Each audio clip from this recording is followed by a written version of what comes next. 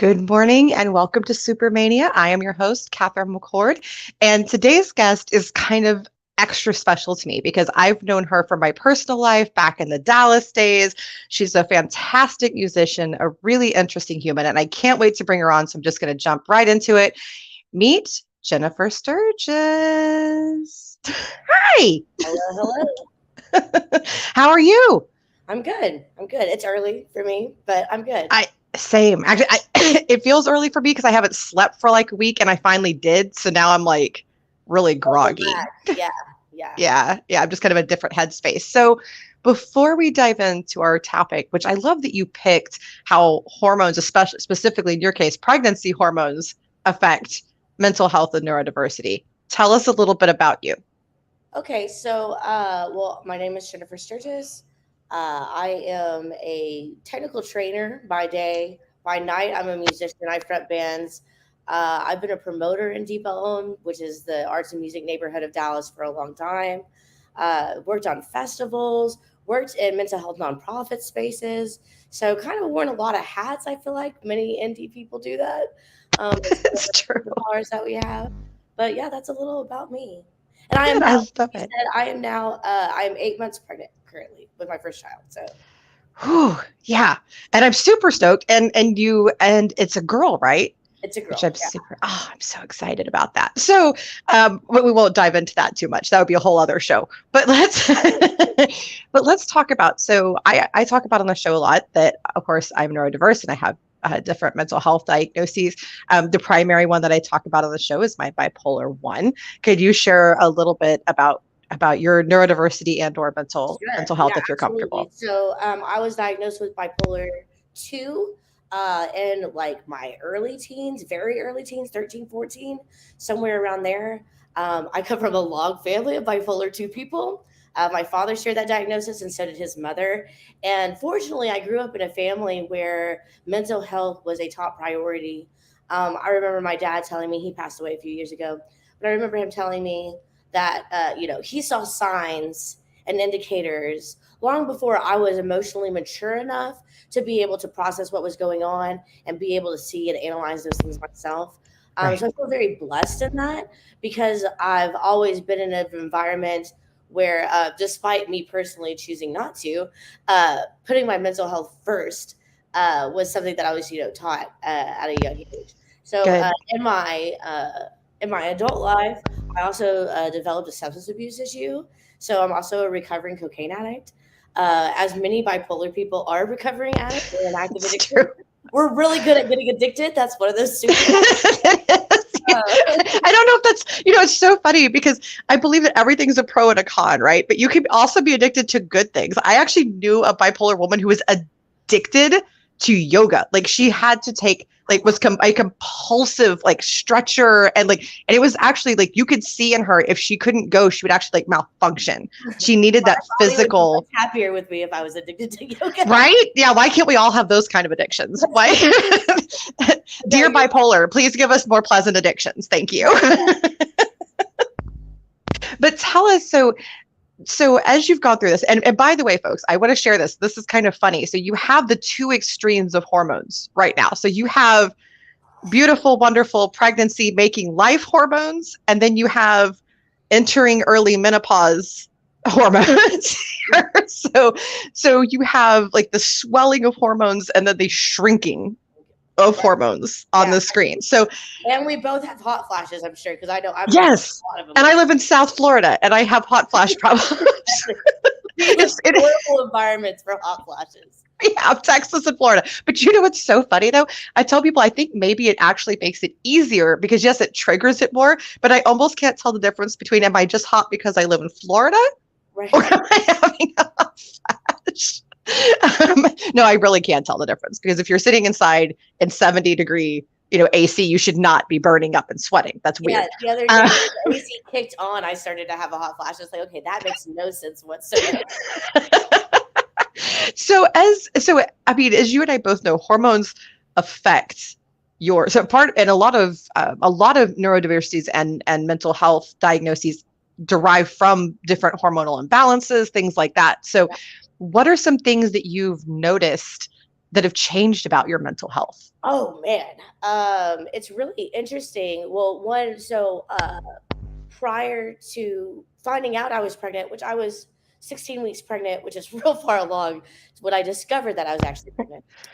Um, Prior to that, I was on medication, and so as a part of obviously recognizing that I was pregnant, and because there were too many side effects for me to really feel comfortable, there's also a real lack of study on medications that are used for bipolar and whether or not Right. they're safe during pregnancy. So it's a Right. lot of unknown risk.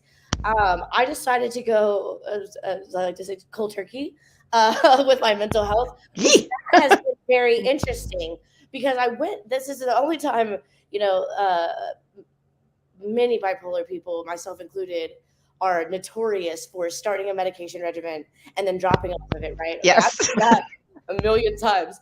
But I remember, being very nervous, which I don't get nervous a lot. Very nervous. You don't. Yeah, that's true. Yeah. When I had my last appointment with my psychiatrist where I was going to tell her I was going to stop taking medication. I just, most people you just you cancel and then you just disappear. I was like, no, I'm just need to talk to her about it and let her know. It's been interesting because I feel like in many ways I was more prepared for the pregnancy hormone mood and emotional changes, right? Mood and emotional Right. changes are not something that are new to me or that, catch me off guard because there's something that I've struggled with and worked on and learned therapeutic skills for, right? Along with taking medication. So Right. I know what to expect. At the same time, I feel like the typical kind of like triggers for me pre-pregnancy, they're not the same. The things that are triggering for me now are very different. Of course, my entire worldview right now is like shifting into this. Oh, well, of course. But so what are some of the specific differences, if you don't mind sharing, that are the triggers that are changing? So specific differences is for me, usually mania always includes insomnia. But because my body, I think, is so tired, I have no insomnia anymore. Oh, that's kind of nice. Yeah, I can sleep. Thank you, baby. And I can fall asleep. And if not, I can go into like a really nice kind of meditative trance space that's close enough to sleep that it feels good. That's definitely been very different. And I would say, at least for me, and anxiety is a very common pregnancy symptom.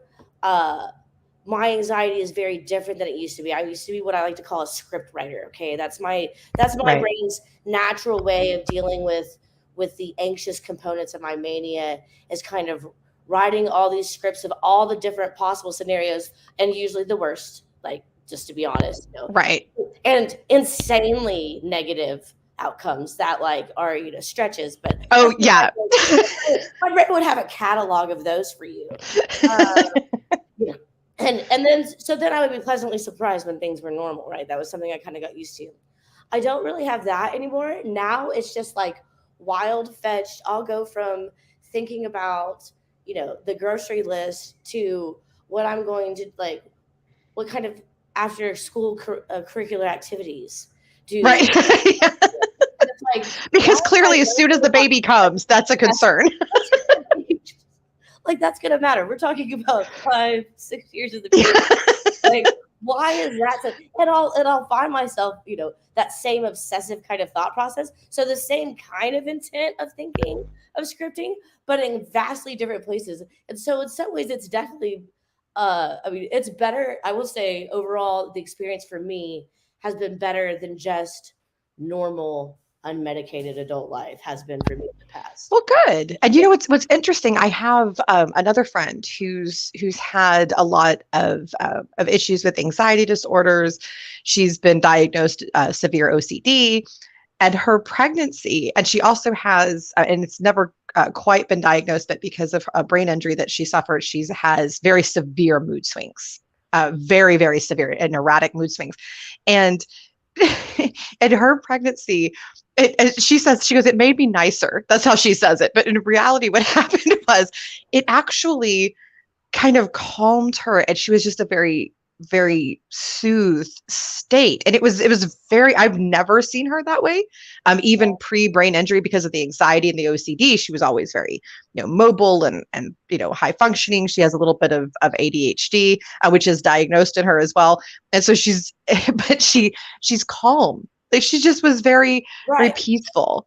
Yeah, it's interesting. So, just some facts, bipolar women have a much higher likelihood of dealing with postpartum depression and gestational depression, but also gestational psychosis and postpartum psychosis. The Oh, risk wow. levels are a lot higher. I think anytime you change the hormone and chemical balance, when you have an imbalance, you don't know exactly what's going to happen. It wouldn't surprise me if later in years and years from now, when this is something that people are actually researching and studying more, that you find out that, I wouldn't be surprised if our brains are capable of compensating more for that. Right. Right. And Right. recognizing that, okay, I'm trying to make this other human life. So I'm going to respond differently to these Hmm. typical, Yeah. reactors.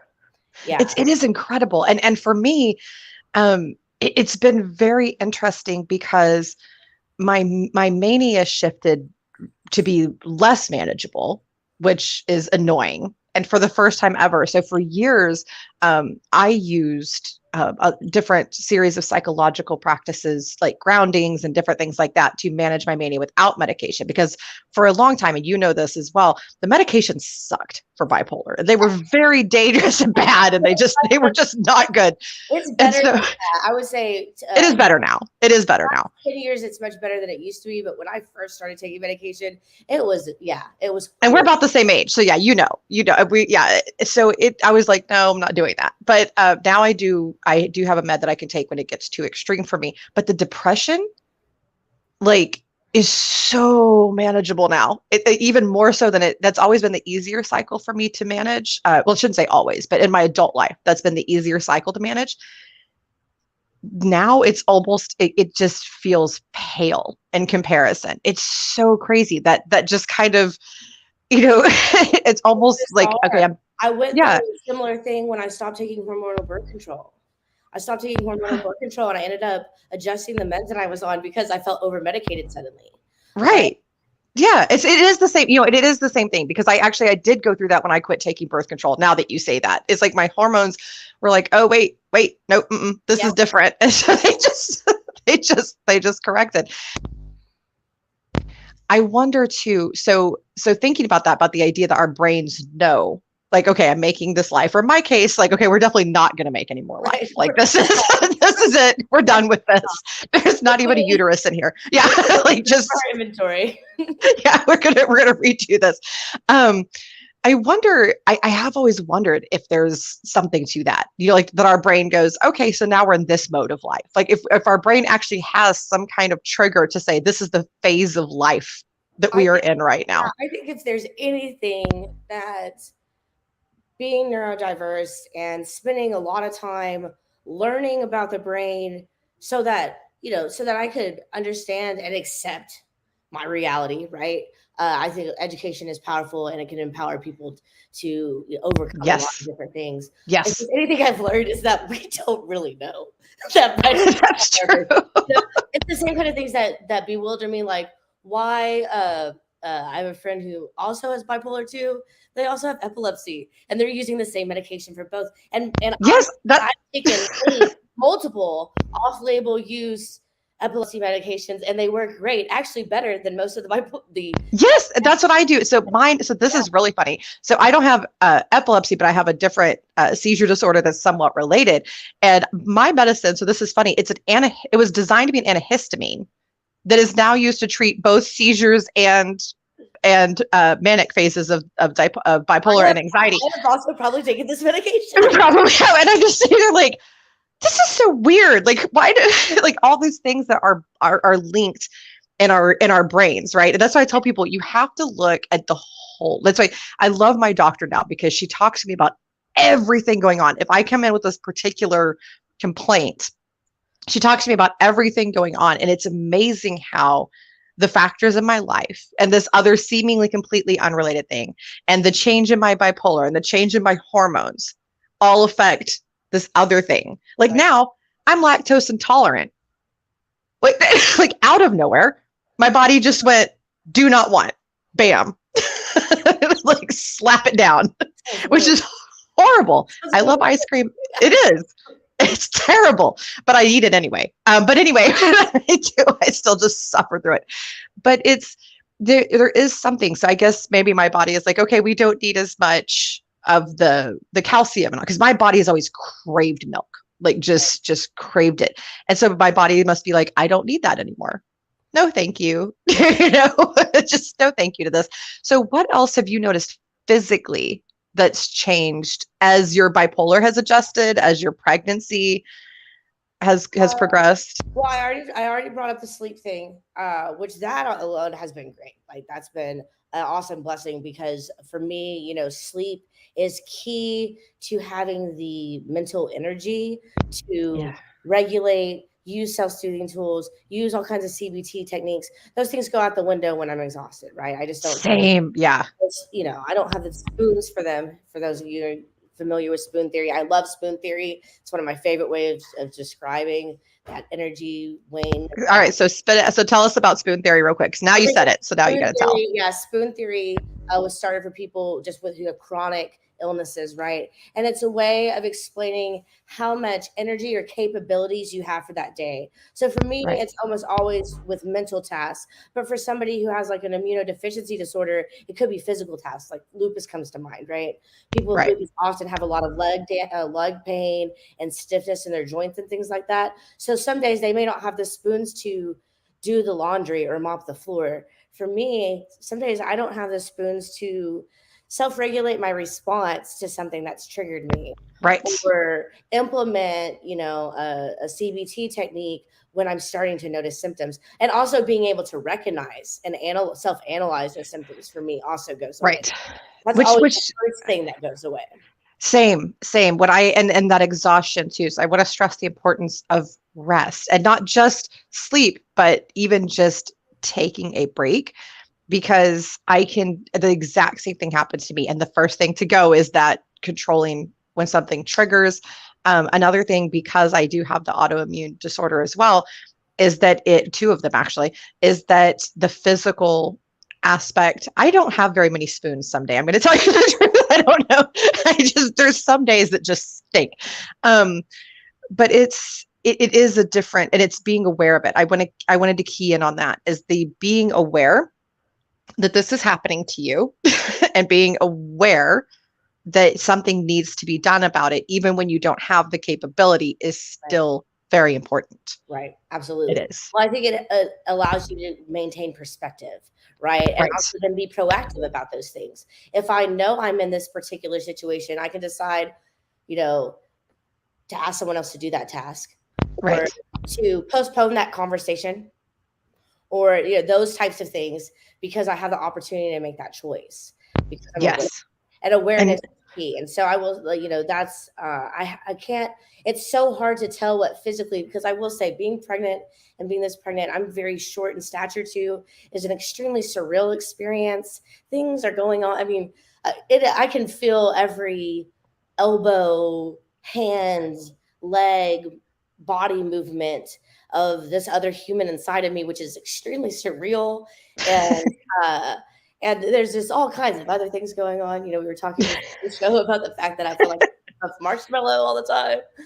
You're not a Stay Puft Marshmallow. I will say I'm really surprised, because I have spent several years of my life definitely being an emotional eater. And, obviously, like eating and wanting to eat more and eating for two, as people like to say, is a common pregnancy thing. But I really haven't had that many cravings. And I don't know if that's me subconsciously saying to myself, don't fall back into this pattern of emotional eating, right? To relieve some of these like mental health kind of stresses and triggers that you're having, or if it's just my body being my body.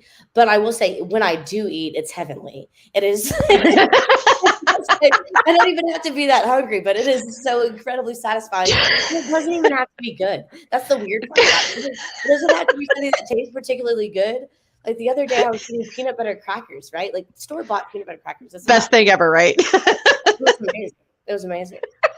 You know what is funny though? So being that conscious though of your habits, even with the hormonal changes, and it makes it harder with the hormonal changes because you're used to this is how I respond, and you get used to this is how it feels when this is coming. Like I could tell you what was about to happen with my mental health for years. I could feel it. I knew it was coming. I knew what to expect. I knew how to respond. Then my hormones decided to take a dip, and now everything is different.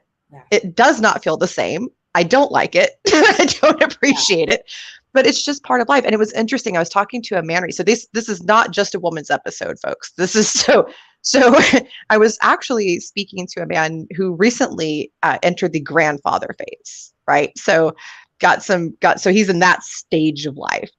And interestingly, so last kid left the house, right? So officially left fatherhood, right as grandfatherhood starts with one of his older kids. And he started noticing changes in his mental health and in his neurodiversity and how everything manifested. It's like his body went no longer, head of household or needed to protect or father. Now we're in this stage. Now we're backing off. We don't need to do this anymore. And it was interesting. And he experienced a lot of the kind of things that I'm talking about with their hormones is like shifting back and going backward. And it was a really interesting concept. As women, we talk about our hormones more, right? Like guys don't talk about their hormones as much. And hormonal changes too. I was going to say, as men get older, their testosterone levels decline. Yes. So they go through hormonal changes as well. I think there's also, a big just mental shift. And for neurodivergent people, we spend so much time preparing ourselves and analyzing and creating these kind of psychological structures that we work in. That's how we function so well. Right? It's true. We function so well. It's it's like the days and when you shift those, whatever they are, things start to look very different, right?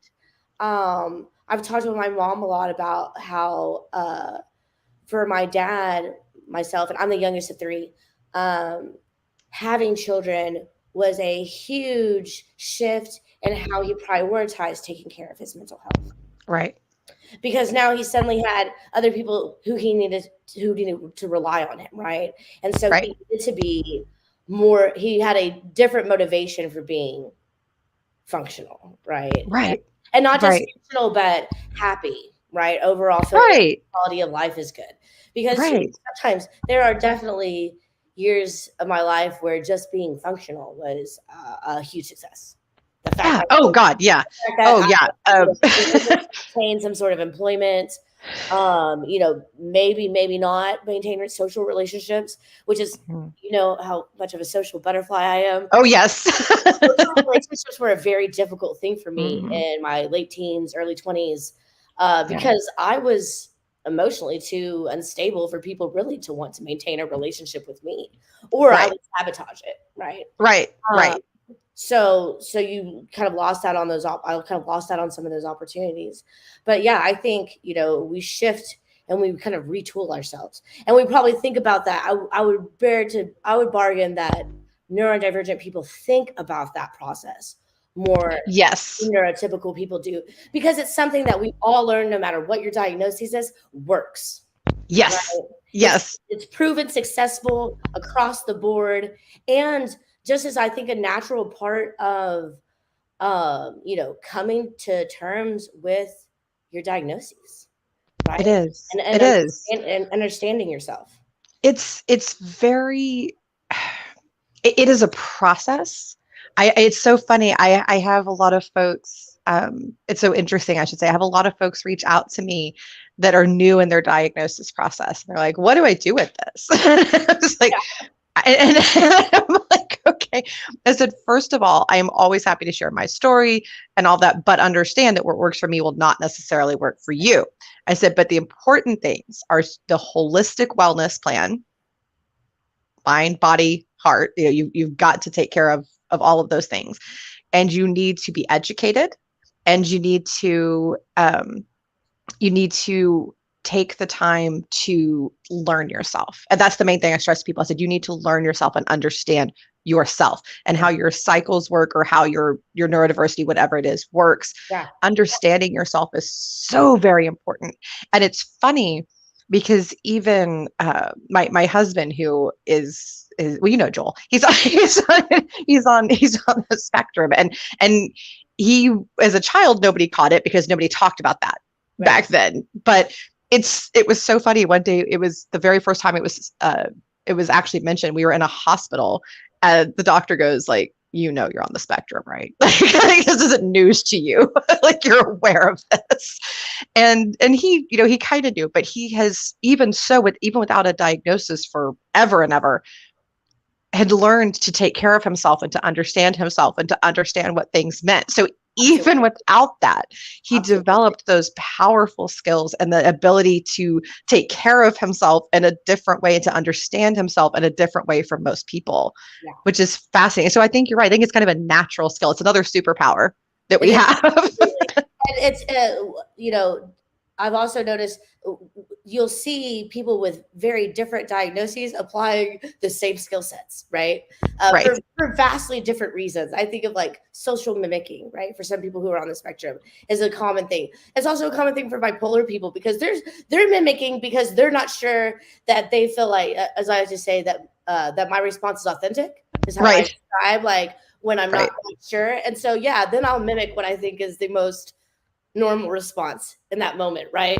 So that I don't have to bring like crazy backlash to you and freak you out and freak yourself out, right? On the other end of the spectrum, you'll have people who are on the autism spectrum, right, who will do the same thing because they just don't have that, that's just not what they think of or what they process. Yeah, it's just like, they look for the file 404 not found, right? And so they just plug in what they think would be the most people would do. Right? Oh yeah, like he talks about that. He's like, I learned to human. He goes, I taught myself what the facial expressions were, to look people in the eye, to shake hands, to do all of these things that seemed so normal. Right. But they're just not for him. Like at home, he's so different because he just kind of relaxes and goes back into his own little natural state. But it's funny. It's the masking or the mimicking, which actually can be unhealthy if it takes over, because then your brain isn't allowed to process its natural way. But I want to shift back to the hormonal stuff real quick, because we're kind of coming to the close. So the last thing I want to ask you about, so we've talked about, kind of where you're at, what might be causing it. What are you planning for the future as you leave I'm in the pregnancy stage and into the postpartum? What are your thoughts? So my plan is that somewhere in the 6 to 8 week range, after my little girl is ex utero, as I like to say, I plan on going back on medication for a couple of different reasons. One, I know that sleep exhaustion, okay, right? Every parent with a newborn has sleep exhaustion issues, okay? And I know that that's a huge trigger for me. Two, I want to try to get some of that postpartum hormonal change over with before I start dabbling again, because like we've talked about, I am very aware and I'm not quite sure where my brain chemistry is going to be after this. Right. There are all kinds of long-term permanent changes that happen after a woman has a baby. Yes. In their brain and their medical history, all kinds of things change. And so I recognize that what worked in the past won't necessarily work in the future. But I feel like for me, that's going to give me the best opportunity and the best chance of having the best quality of life, right? I know I can get through it, but I have now realized that I don't have to just get through. Right. Right. I deserve, just like everyone else, to have a good quality of life. And while that might take different steps for me, it might be a little bit more challenging. I'm not looking forward to going back because my brain chemistry is completely med free right now. So it's going to be a long process. I know those bad side effects are going to be really bad at the beginning. all of those Yeah. things that come along with trying to figure out what you're supposed to do.